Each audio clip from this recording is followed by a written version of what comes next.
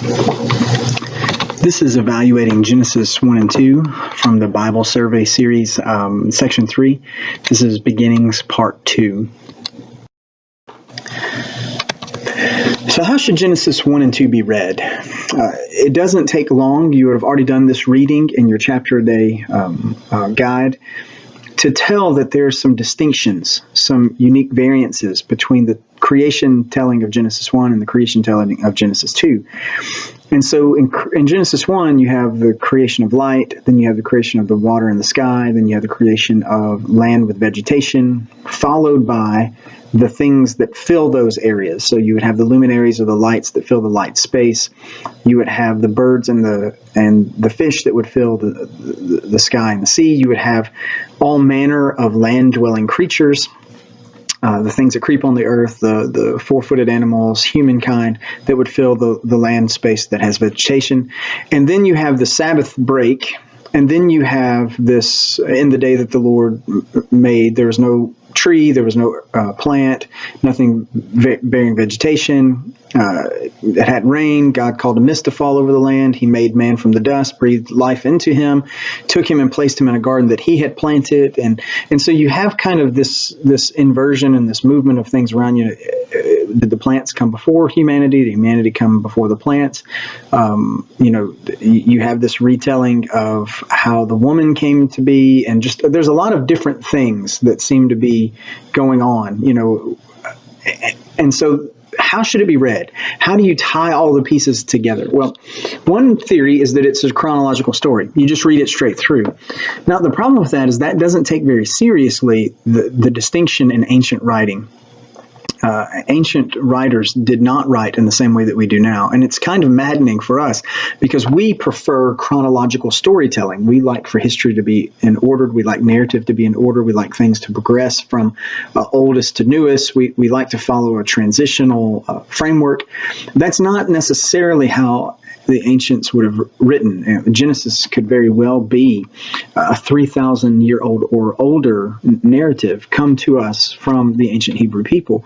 Very likely, and I would agree with this conservative idea, likely penned by Moses himself. And so there's a sense in which they wouldn't have had any sort of drive to make things chronological. We see that through a lot of things in the scripture, that they include things that seem to be out of order for the purpose of the story that they're trying to tell and the thing that they're trying to communicate. And so reading this as a chronological story is not necessarily the best way to understand the connection between Genesis 1 and 2. Now, another theory, another viewpoint is that it's two separate accounts, that someone compiled this. Maybe there was a master editor. Maybe Moses knew of two different creation stories that existed among the Hebrew people, and he put both of them in. And one's not really supposed to have anything to do with the other. They're not supposed to be sensible. They're not supposed to connect with each other in any sort of meaningful way. Now, of course, that's very problematic. That's not really necessarily what's going on. That's not taking seriously some of the more modern studies on textual reliability of ancient Hebrew documents that would bring to us the Hebrew Old Testament. It's not taking very seriously, again, the cultural nuances and distinctions of how people would have told stories. It's just not really being fairly minded toward the way that things were. Now, if by two separate accounts a person is referencing some of the creation ideals that are had that we saw in the previous lesson, perhaps there's a initial creation in chapter 1, it's followed up by a specialized creation in chapter 2, and they're a part of each other, but they're distinct from each other as far as purpose and timing and that sort of thing. That could be a possibility. People like C.S. Lewis would have affirmed that sort of thing, but it's not necessarily the best way to look at it. Now, another way to look at it, and this is something that happens frequently in Hebrew writing and other ancient Far Eastern and Near Eastern and Middle Eastern writings, is what you would call a cyclical retelling. And so basically it's things work off of a cycle. They'll give you an overall picture of an event that occurred. Then they'll go back into that event and they'll spin it around in the opposite direction, focusing in on the preeminent thing from that story that they want you to draw your attention to. So in this case, humanity would have been one of the last things created in the overall story of Genesis chapter 1. And then it seems to be one of the first things created in the story of Genesis chapter 2. Likely what could be going on here is that there's going to be a cyclical retelling where something is being emphasized from the previous part of the narrative, and its attention is being drawn by placing it earlier in the chronology of the narrative. Not that it's trying to create something that's untrue or something that's inconsistent. It's just the manner in which the story would be told. So in this case, it would go through and tell the story and have humanity be the last thing created, and then retell the story from the perspective of the importance of humanity by having humanity be the first thing listed in the creation narrative of the next part. If you continue to progress through the story of Genesis 1, 2, and 3, you begin to see that there is a move to want to have a focus on the place of humanity. Humanity as the image bearer, humanity as the one who tends to the sacred space, which is the garden. Humanity is the one who begins to have dominion over the earth to fulfill the divine mandate. And then eventually the fall of humanity away from its proper relationship with its creator because of its rebellion against the mandate that God had given. And so this is a very sensible way to understand how these two stories should be related to one another without having to completely cast aside the idea of clarity of Scripture and its reliability and those sorts of things. So let's look at some of the key issues of the text, because if we're going to understand the text in a proper and sound way, if we're going to come to really wrestle with why there's so many different theoretical understandings of how all of this is supposed to work in the first couple of chapters of Genesis, we have to really take a close look at what's actually going on in the text. And so the first thing that we want to make note of is the use of repetition. Now, this is very common in Hebrew writing in general. It can definitely be done in Hebrew history. It can certainly be done in Hebrew narrative or storytelling. It's very frequently and often done in Hebrew poetry and song. And so when you begin looking at the actual text itself, there are a great many repetitions. There's the phrase evening and morning that's repeated. There's the idea of the first day, the second day, the third day, on and on. There's the repetition of it was good at the end of each one of the days, or it was very good toward the end. There's also some of the after their kind, some of those things go on. And so there are frequent repetitions of various phrases that occur throughout. Now, this does not necessarily mean that this has to be viewed as Hebrew poetry, because there are times when Hebrew history is written like poetry. Hebrew narrative storytelling is written like poetry. The Hebrew language tends to lend itself toward this sort of manner of writing. And so not necessarily poetic, but we have to recognize that there are some poetic elements to it, particularly as it relates to the cycles of creation. We saw this with the literary framework from the last lesson. We have day 1 versus day 4, the creation of light, the creation of lights. Day 2, the creation of sky and sea, the creation of birds and fish. Day 3, the creation of land and vegetation, the creation of land-dwelling animals. And so there is this parallelism, if you will, and that's incredibly common in Hebrew writing in general. It's sometimes demonstrated in history or narrative storytelling. It's very often used in Hebrew song and in Hebrew poetry. This sort of writing was used regularly and frequently to help as an aid to memory, so that it would make things easier to remember. If you had things that paralleled one another, things that reflected each other, words that were repeated in a cycle, it would cause the hearer, because of course, not everybody had a copy. They couldn't just go get theirs off their shelf. They couldn't pull it up on their electronic media Bible and look it up and then read it. They had to hear it, and they had to learn it through memory by way of hearing. And so very oral culture, oral tradition. And so this form of writing is much easier to commit to memory. Even those of you who've spent a lot of time reading through Genesis chapter 1 and 2 in English, because it reflects some of those repetitions and some of those things that parallel one another, you'll note that even if you can't cite it verbatim, you're able to walk through fairly confidently what's going on in the text without really leaving much of anything out, because it's so much easier to remember things when they're written this way. And so again, it doesn't necessarily mean that it's a poetic form, but it's definitely written in a poetic structure. And so that's important to note. Now, the third thing is a cultural thing. It has to do with what's going on in the culture at the time.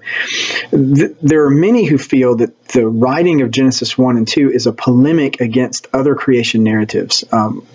When you observe some of the creation narratives that would have been in existence around the time that Moses would have written this, you begin to see that many of those Babylonian, Neo-Babylonian, Canaanite, Egyptian, depending on where you have the dating of that fall, it's really insignificant, because a number of those creation narratives sort of reflect one another. You would have the gods that would have created a mass of humanity. That mass of humanity would have been created to be the slaves of the gods, to do their bidding and to do their work and to do their toil for them. That would have been sort of like their playthings, if you will. There would have been not a very personal thing. There would have been a great deal of fear in the initial creation, a great deal of sorrow and suffering. There would have been a sense in which the aggressive toil and struggle and suffering that the humans would have gone through would have only been for the benefit of the deities and not any benefit for humanity themselves.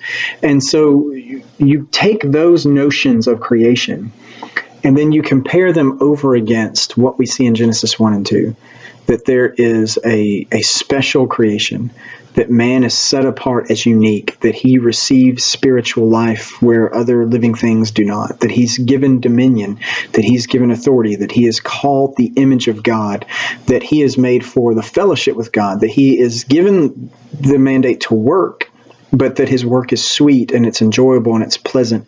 That built into the very creation cycle itself is the idea of rest, the idea of having peace, having joy, having delight, that there's communion with God rather than fear of God, that there's joy and delight in the relationship with God rather than sorrow and suffering. And so when you begin to compare these creation narratives, you begin to compare the point that's being trying to make. This is what the false gods are like. This is how they relate to humanity. This is how they relate to creation.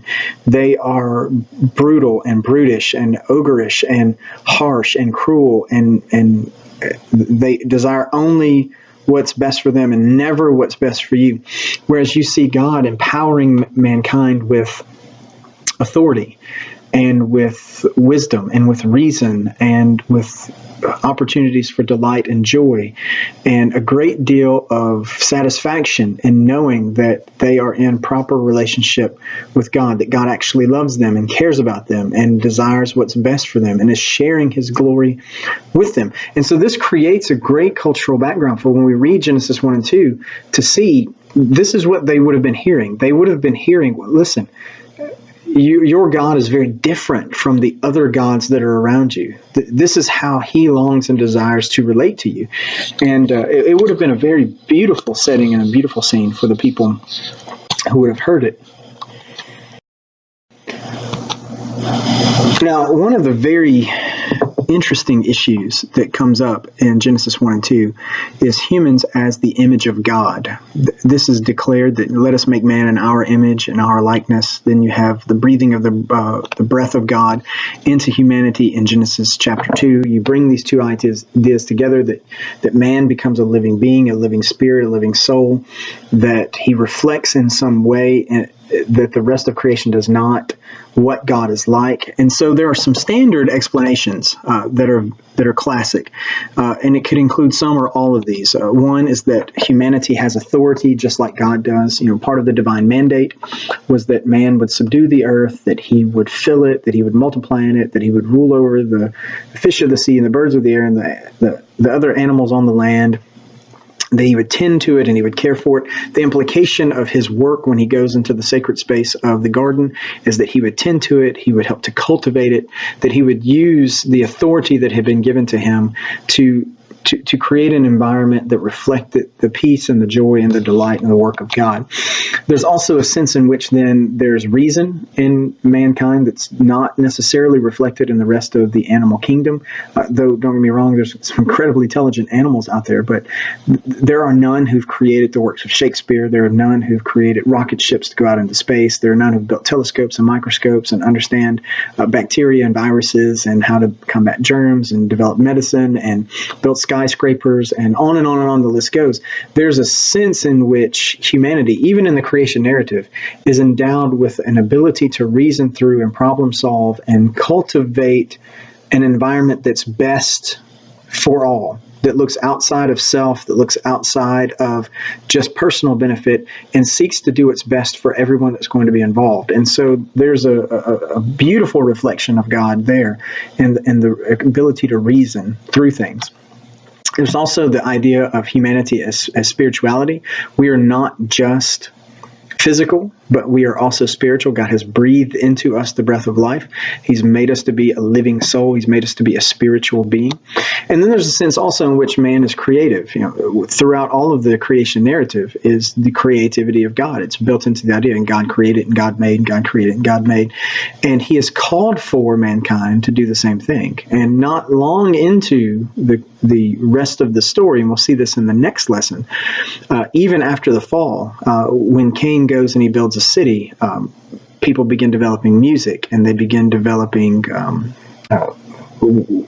weapons, and they begin developing agricultural tools, and they begin doing all kinds of things like that. And we see very rapidly the development of different kinds of technologies and writing and all sorts of things that demonstrate the creativity of humanity. Now, I want to add here, though, an additional perspective, and it's one that's not usually honed in on, but it is one that is dealt with throughout the history of the church, and it's the idea of sacred space or life as temple.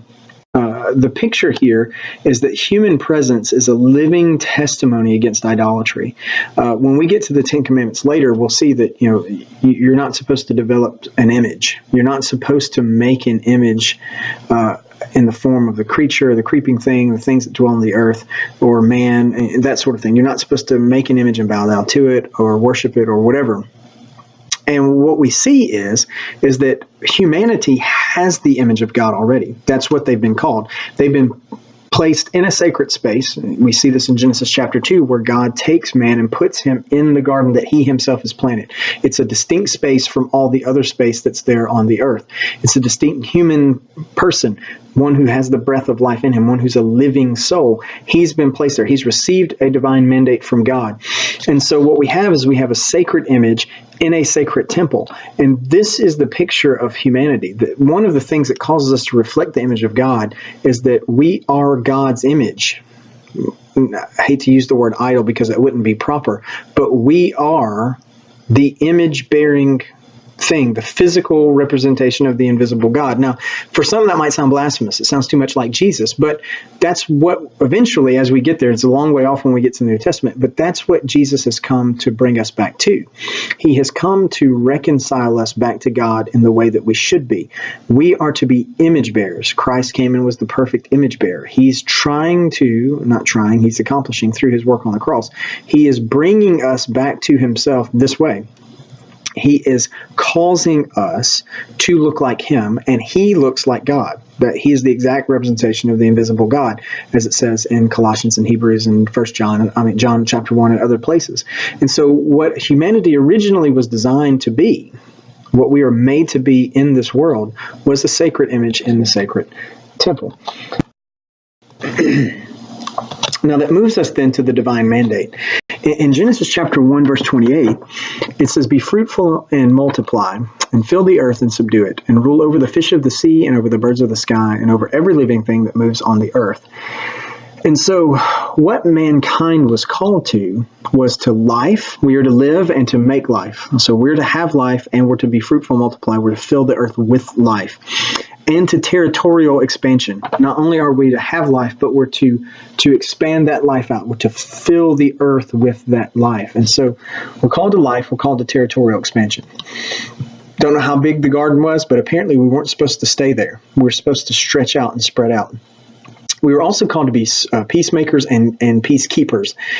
This is the idea of subdue. This word for subdue in Hebrew is a very interesting word. It's only used 17 times in the Hebrew Old Testament.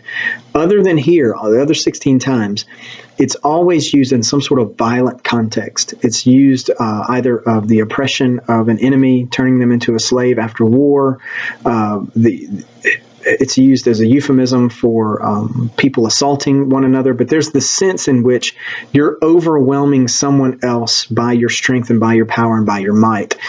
And you're bringing them into subjection when you do that. And so it's not just overpowering someone, it's also bringing them into subjection. It's bringing them into some sort of line when you do that. And so this is part of what mankind has been called to do. They've also been called to have dominion or authority. They've been called to rule over all the other living things that are on the earth, and therefore, by extension, the space in which they live. And so dominion over the sea, dominion over the sky, dominion over the actual physical earth, because this is where the things that you have dominion are live. In other words, they had a sacred word in a sacred space with a sacred authority to exercise. So the classic theologians would call that being prophet, priest, and king. That's what humanity was called to do. So finally, let's look at the unending day. In Genesis chapter 2, verses 2 through 3, this transitional point between the two creation narratives. It says, by the seventh day, God completed his work which he had done, and he rested on the seventh day from all the work which he had done. Then God blessed the seventh day and sanctified it, because in it he rested from all his work which God had created and made. Notice here, there is no evening and morning. There's no evening and morning in this one. That ceases, that stops, that repeated stanza ends. And so the best way to view this is as fullness or completion of the work. It's not that God got tired. It's not that he got sleepy. It's not that he got the jokes that many non-believing people, oh, well, this all-powerful God, he got tired. Well, no, that God didn't get tired. He didn't get sleepy.